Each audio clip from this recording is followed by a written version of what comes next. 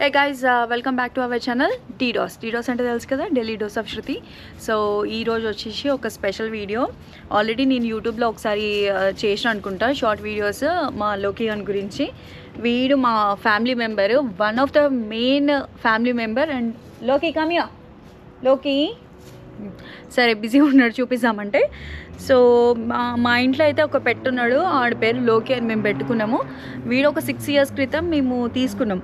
So చాలామంది ఏంటంటే అబ్రాడ్లో వచ్చినాక ఇప్పుడు ఇండియాలో పెట్స్ ఉన్న వాళ్ళు ఉంటారు కదా, వాళ్ళకి వచ్చినాక ఇక్కడ కూడా పెట్ తీసుకుంటే బాగుండు అని తొందరపడి ఇంకా మిస్సింగ్ అనిపించి తీసుకునేటోళ్ళు చాలామంది ఉంటారు. తీసుకున్నాక అది ఎట్లా మెయింటైన్ చేయాలి, అసలు ఎంత కాస్ట్ అవుతుంది, ఇవన్నీ ఒక క్వశ్చన్ మార్క్ అయిపోతుంది అన్నట్టు. సో అట్లాంటి వాళ్ళకి ఈ వీడియో హెల్ప్ అవుతుందని నేను చేస్తున్నాను. అయితే ప్రోస్ ఏంది కాన్స్ ఏంది అన్నది కూడా చూద్దాం, డాగ్ ఉంటే ఏందన్నది. మాకు గోల్డెన్ రిట్రీవర్ కోసం మేము అన్ఎక్స్పెక్టెడ్గా తీసుకున్నాము. ఒక యాప్లో చెక్ చేసి ఉండే అన్నట్టు. కెనడాలో బేసిక్గా ఏం కావాలన్నా కూడా మార్కెట్ ప్లేస్ కానీ కిజిజీ అనే 2 యాప్లు ఉంటాయి, అవి బీభత్సంగా వాడుకోవచ్చు. మేము కిజిజీ యాప్లో చూసినాము, అది ఒక $1,800 ఉండే అన్నట్టు. ఇది ఒక 2018, ఒక 6 years బ్యాక్. వీడు 3 months ఉన్నప్పుడు తీసుకున్నాం అన్నట్టు. మేమే ఫామ్కి వెళ్ళినాం, ఇట్లా అన్ని పెట్స్ ఇట్లా చిన్న చిన్న పప్పీస్ ఉన్నాయి, అలాగే ఒకటి పిక్ చేసుకోమంటే ఇక మా ఆయన ఇది ఒకటి పిక్ చేసిండు. నాకు అప్పటికి కుక్కలు అంటేనే ఘోరంగా భయం అవుతుండే. తీసుకున్నప్పుడు కూడా ఇక దగ్గర పెట్టుకోలే, ఒక 1-2 days వరకు నాకు జర భయమే అనిపించింది. తర్వాత అలవాటు అయింది. కానీ సో ఇక్కడ ఏంటంటే ఇక పుట్టంగానే వెంటనే ఇండియాలాగా ఇచ్చేయారు అన్నట్టు పప్పీస్ని. వాళ్ళ మమ్మీ దగ్గర ఒక 3 months ఖచ్చితంగా ఉంచుతారు అన్నట్టు డాగ్స్ని. అట్లా వీడు ఒక 3 months తర్వాత వీడిని పిక్ చేసుకున్నాం మేము. అయితే ఇక తీసుకొని వచ్చినాక స్టోరీ ఎట్లా ఉంటుందంటే, స్టార్టింగ్లో ఇక చిన్నప్పుడు కొంచెం కొద్ది చేస్తుండే, అంటే ఇక అది యూత్ కదా, వాళ్ళ ఏజ్ 8 months 9 months ఉన్నప్పుడు నేను వాడి మీద ఒక ఇన్స్టాగ్రామ్ ఛానల్ ఓపెన్ చేసిన, ఒక రేంజ్లో రీల్స్ పెడుతూ ఉండే అన్నట్టు. కానీ నాకు ఒక రకంగా వాడిని హింస పెడుతున్నా అన్న అనిపించింది. అంటే లైక్ ఇప్పుడు ఒక రీల్ చేయాలంటే మనం ఒకటే టేక్ 10 సార్లు చేస్తాం కదా, పాపం వానికి ఇష్టం ఉన్నా లేకపోయినా ఇక వానితో ఆ పని చేయిస్తున్నా అనిపించి నేను ఆ పేజ్ అనేది డిస్కంటిన్యూ చేసిన. ఇంకా మీరు నా చూడాలనుకుంటే మన పాత వీడియోస్ ఇన్స్టాగ్రామ్ లింక్ మీకు కావాలంటే నేను షేర్ చేస్తాను ఈ వీడియో కింద. కెనడాలో డాగ్స్ని కానీ పెట్స్ని కానీ పెంచుకుంటే ఫస్ట్ డిసడ్వాంటేజ్ మాట్లాడుకుందాం. అడ్వాంటేజ్ ఎవరైనా అబ్బా ఫ్రెండ్లీ ఉంటుంది, లవ్లీ ఉంటుంది, హోమ్లీ ఉంటుంది, ఇవన్నీ చెప్తారు. బట్ డిసడ్వాంటేజెస్ చాలా ఇంపార్టెంట్. ఇక్కడ వచ్చేసి మెయింటెనెన్స్. ఇప్పుడు డాగ్కి మనం లైక్ వన్ ఫుడ్కి కానీ, హెల్త్ ఇన్సూరెన్స్ కానీ, అండ్ డెంటల్ చెకప్ కానీ, ఇంకా స్నానం ఇవన్నీ చేపిస్తాం కదా, షవర్ కానీ, ఇవన్నీ చాలా ఎక్స్పెన్సివ్ ఇక్కడ. ఇంట్లో కూడా షవర్ చేయించచ్చు. డాగ్ ఫుడ్ అనేది ఆ బ్రీడ్ బట్టి మనకు ఫుడ్ అనేది ఉంటుంది. సో మా వాడు కొంచెం యాక్టివ్, కొంచెం గట్టిగా తింటాడు కాబట్టి మేమైతే మంచి బయట నుంచి ఆర్డర్ చేపిస్తాం అన్నట్టు, స్పెషల్గా ప్యాకింగ్ ఫుడ్. అండ్ డెంటల్ వచ్చేసి మనం ఇయర్లీ 2 or 3 వాళ్ళు చెక్ చేయించుకోవాలి. ఇన్సూరెన్స్ కూడా ఎవ్రీ మంత్ $100 to $150 వరకు ఉంటుంది. సో మేము చిన్నగా ఉన్నప్పుడు ఇక మనకి స్నానము అదంతా ఇంట్లో చేయించకపోతుండే, బయటకు తీసుకుపోయి అంటే ఇక పెట్స్ స్మార్ట్ అని ఉంటుంది అన్నట్టు, అక్కడ వాళ్ళు షవర్, గ్రూమింగ్ ఇవన్నీ చేస్తారు. సో ఇవన్నీ చేపిస్తుండే అన్నట్టు. ఇదంతా ఒక పార్ట్. అయితే ఇంట్లో వాడిని చూసుకోవాలంటే చాలా వరకు పేషెన్స్ ఉండాలి, ఎందుకంటే ఇవి హెయిర్ షెడ్ అయ్యే డాగ్స్ అన్నట్టు. డిఫరెంట్ బ్రీడ్స్ కూడా ఉంటాయి, ఆ బ్రీడ్స్ని తెచ్చుకుంటే మనకు షెడ్డింగ్ అనేది తక్కువ ఉంటుందని ఇక నాకు తెలియక నేను ఓకే చేసిన. కాబట్టి వీనికి పెరిగే కొద్దీ, సీజన్ మారే కొద్దీ చాలా షెడ్డింగ్ ఉంటుంది. ఇంకా క్లీనింగ్ అనేది విపరీతంగా క్లీనింగ్ చేయాలి. సో ఇక్కడ వ్యాక్యూమ్స్ మనం ఎక్కువ వ్యాక్యూమ్సే ప్రిఫర్ చేస్తాం. సో ఆ వ్యాక్యూమ్స్ ఎసంటి వ్యాక్యూమ్స్ తీసుకోవాలి అట్లా ట్రయల్ చేసి లాస్ట్కి డైసన్కి అయితే స్టిక్ అయినా నేను. సో 3 times 2 times ఖచ్చితంగా వ్యాక్యూమ్ చేయాలి. అండ్ మోస్ట్లీ సోఫాస్ వచ్చి లెదర్ సోఫాసే తీసుకుంటాం అన్నట్టు. ఇక అంటే క్లాత్ ఉన్న సోఫాస్ తీసుకుంటే అవి వాష్ చేయడం, మెయింటైన్ చేయడం మాకు లోకి వల్ల కష్టం అనిపిస్తుంది. అండ్ కార్పెట్స్ కూడా మేము ఎక్కువ యూజ్ చేయడానికి కూడా నేను ఇష్టపడా, ఎందుకంటే వ్యాక్యూమ్ చేయడం, హెయిర్ పడడం ఇదంతా పెద్ద ప్రాబ్లం అనిపిస్తుంది నాకు. ఇవన్నీ డిసడ్వాంటేజెస్. ఒక్కొక్కసారిగా మనం వెకేషన్కి వెళ్ళాలి అనుకుంటే వెళ్ళినప్పుడు ఏం చేస్తాం, డాగ్ని బయట కట్టేస్తాము, ఎవరికైనా చెప్తాం. కానీ ఇక్కడ అట్లా కాదు.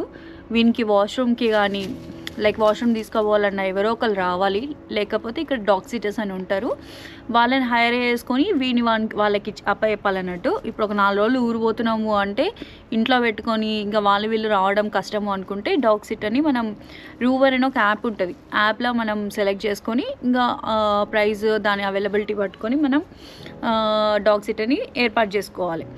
సో అదొక డిసడ్వాంటేజ్ అనిపించింది నాకు. ఇంకా మనం ఫ్రీగా ఎటంటే అటు పోలేం, ఇక బయట కూడా తిరగచ్చు, అంటే లైక్ పార్క్స్ కూడా లిమిటెడ్ ఉంటాయి. ఇప్పుడు బీచ్ కానీ పార్క్ కానీ లీషర్స్ తీసుకోవాలి. సో అలాంటి పార్క్స్ అట్లాంటివి అయితే కొంచెం లిమిటెడ్గా ఉంటాయి పెట్స్తో పోయేటి. అండ్ ఇంకొకటి నాకు ఏం నచ్చదంటే ఇప్పుడు వాళ్ళు షిట్టు పోతే మనమే తీయాలన్నట్టు, ఇక బ్యాగ్ పట్టుకొని ఎక్కడ షిట్టు పోయినా అది ఇక్కడ రూల్, ఇట్లా ఎవరైనా చూసినా కూడా అది ఫైన్ వేస్తారు పెట్స్ ఉన్న వాళ్ళకి. అపార్ట్మెంట్స్ తీసుకునే వాళ్ళు ఉంటారు కదా, వాళ్ళకి కొన్ని అపార్ట్మెంట్స్ మాత్రమే, అంటే లైక్ పెట్స్ అలౌడ్ ఉన్న అపార్ట్మెంట్స్ని సెలెక్ట్ చేసుకోవడానికి ఛాన్స్ ఉంటుంది. అండ్ హౌసెస్ తీసుకుంటే చాలా బెటర్, ఇట్లా బ్యాక్ యార్డ్ ఇదంతా స్పేస్ ఉంటుంది వాటికి యూజ్ చేసుకోవడానికి. ఇవి బ్రీడ్ని బట్టి ఉంటుంది. యాక్చువల్లీ మా బ్రీడ్ కొంచెం పెద్దది, వీడికి ఎనర్జెటిక్ డాగ్ కాబట్టి వీడికి చాలా స్పేస్ అనేది అవసరం. వాడు టైర్డ్ కావాలనుకుంటాం కాబట్టి మనం చలికాలంలో మేము ఊరికే బయటకు తీసుకుపోయి పార్క్లో చుట్టూ తిప్పలేం వాడిని. సో బ్యాక్ యార్డ్లో కొంచెం సేపు వదిలేస్తే అట్లా తిరుగుతారు. సో హౌస్ సెలెక్షన్ అనేది చాలా ఇంపార్టెంట్. అంటే మనం మేము యాక్చువల్గా వీడు ఉండడనే ఒక్కటే ఆప్షన్తో మేము హౌస్ అనేది తీసుకున్నాం అన్నట్టు. సో బ్యాక్ యార్డ్ ఇట్లా స్పేస్ ఉండేది, ఇదంతా మస్ట్. అండ్ మనం బయటికి పోయినా అంటే లైక్ ఏదైనా ప్లేస్కి పోయి ఎయిర్బిఎన్బి బుక్ చేసుకున్నా కూడా అక్కడ కూడా ఒక ఆప్షన్ ఉంటుంది అన్నట్టు, పెట్స్ అలౌడా లేదా అని చెప్పేసి అది ఉన్న ఆప్షన్నే మనం సెలెక్ట్ చేసుకోవాలి ఎయిర్బిఎన్బీస్. సో ఇవన్నీ limited options. Apart from that ఇక అడ్వాంటేజెస్ ప్రోస్ గురించి మాట్లాడుకుందాము. ఇంట్లో అంతా సందడి ఉంటుంది అండ్ చాలా ఫ్రెండ్లీ అనిపిస్తుంది. ఇప్పుడు ఇంట్లో బేబీ స్కూల్కి వెళ్ళిపోయినా, ఎవరైనా వర్క్లో ఉండిపోయినా, నేను వర్క్లో ఉన్నా, వాడు మాత్రం నన్ను ఎంగేజ్ చేస్తాడు అన్నట్టు, ఎక్కడ పోయినా నా వెనకాలనే ఉంటాడు అన్నట్టు. అండ్ మా అనిక స్కూల్ నుంచి వచ్చినాక అసలు ఎంత ఎగ్జైట్ అవుతాడంటే ఏదో ఆమెను ఇంకా ఫస్ట్ టైం కలిసిండు అన్న ఫీలింగ్లో ఎగ్జైట్ అయిపోతాడు. అండ్ ఆమె చిన్న baby like 3 months 2 months like బేబీగా ఉన్నప్పుడు, చిన్నప్పుడు పుట్టగానే ఏడుస్తారు కదా, మేము ఏడవంగానే మేమిద్దరం అంటే నేను మా హస్బెండ్ ఇట్లా పడుకునేటోళ్ళం. కానీ ఫస్ట్ లేచేది లోకి లేచి డోర్ దగ్గరికి వచ్చి అసలు ఇట్లా డోర్ నాక్ చేస్తుండే అన్నట్టు వాడి మూర్తితో. ఆమె లేచిందా ఏడ్చిందా ఏం చేసింది అని, ఆమె ఎప్పుడు లేచి ఏడ్చినా కూడా వీడు వెనకాల పోయి ఉంటుండే. So he is very caring about the babies. Dogs ఉంటే అడ్వాంటేజ్ అదే అనిపిస్తుంది. అండ్ ఎవరు వచ్చినా కూడా లైక్ వాడు ఎప్పుడు అరవడు అన్నట్టు, వాడు ఎప్పుడు లవ్వే చూపిస్తాడు, వాడికి కావాల్సింది కూడా ఉట్టి లవ్వే. సో మేము లేకపోతే మాత్రం మస్తు బెంగ పెట్టుకుంటాడు. ఇప్పుడు ఎంతమంది ఫ్రెండ్స్ వచ్చినా, ఎంత ఎంగేజ్ చేసినా కూడా వాడికి ఒక్కొక్కసారి మేము మోర్ దాన్ 1-2 days లేమనుకో ఇంకా సైలెంట్ అయిపోతాడు, ఇల్లంతా క్వైట్ ఉంటుంది, మనకు అట్లా ఇష్టం ఉండదు అన్నట్టు. సో ఇవైతే అడ్వాంటేజెస్. ఇంకా డాగ్ ఉంటే ఏంటంటే మనకు అదొక హ్యాపీనెస్ అనిపిస్తుంది, పాజిటివ్ వైబ్ అనిపిస్తుంది. నాకు ఊరికే మా ఆయన ఒక మాట చెప్తుండే, నాకు డాగ్స్ ఇష్టం లేదు అన్నప్పుడు, నువ్వు ఒక మూగజీవినే లవ్ చేయనప్పుడు మాటలు వచ్చిన మనుషులు ఏం లవ్ చేస్తావు, సో వాటికి చెప్పుకోవడానికి మాటలు ఉండే కాబట్టి మనమే అర్థం చేసుకోవాలి. అవి చూపించే లవ్ కూడా యాక్షన్స్ అండ్ వాళ్ళ కళ్ళల్లో చూపిస్తాయి. సో నేను ఒక్క 2 seconds వాడి కళ్ళల్లో చూస్తే వాడు ఎక్కడున్నా నా దగ్గరికి వస్తాడు అన్నట్టు. అడ్వాంటేజ్ కన్నా డిసడ్వాంటేజెస్ ఎక్కువ ఉంటాయి మెయింటెనెన్స్ వల్ల. అబ్రాడ్లో అయితే ఎవరైనా ఒకళ్ళు ఇంట్లో ఉండి చాలా ఓపిక ఉండాలి, పేషెన్స్ ఉండాలి. అండ్ మనం ఎప్పుడైనా హ్యాపీ హౌస్ అనేది డాగ్స్కి ఇవ్వాలన్నట్టు. మనం ఎప్పుడు ప్రేమగా ఉంటేనే అవి కూడా వేరే వాటితో ప్రేమగా ఉంటాయి.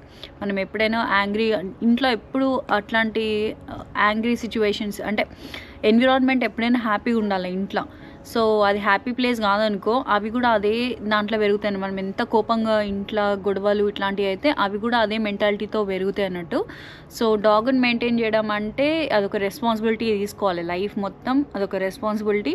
ఆ చిరాకైనా, కోపమైనా, ప్రేమైనా ఏదైనా నువ్వు తీసుకుంటా అనుకుంటేనే వీళ్ళకి దిగాలన్నట్టు. అది కూడా మోస్ట్లీ ఇన్ అబ్రాడ్. నేను చెప్పేది ఇండియా గురించి కాదు. ఇక్కడైతే మనకు మన పని మనం చేసుకోవడానికే శాత కాదు.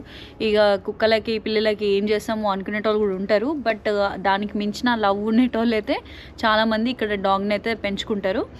సో ఇదైతే మా చిన్న లోకి అని స్టోరీ. ఈ వీడియో వాడి కోసమే డెడికేటెడ్.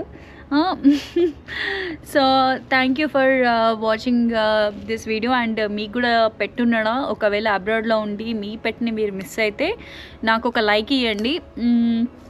నేను చెప్పిన పాయింట్స్కి ఎవరైనా ఒక్కరైనా కనెక్ట్ అయ్యిండ్రు అని అనుకుంటానా. సో ఇంకొక వీడియోతో మళ్ళీ కలుద్దాము. That's it and take care for yourself. Bye.